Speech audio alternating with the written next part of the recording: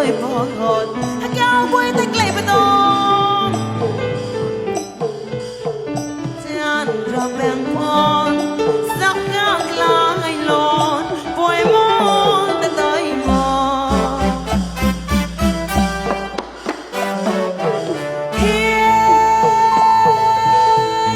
chỉ hà hà tay mòn nhắc hà tay mòn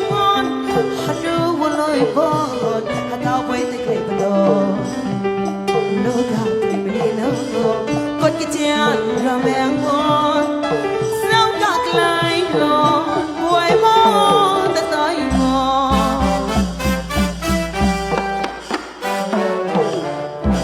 chọc ly tôi là mơ vui mòn cái mong sao tôi ra nhau đây là bông mình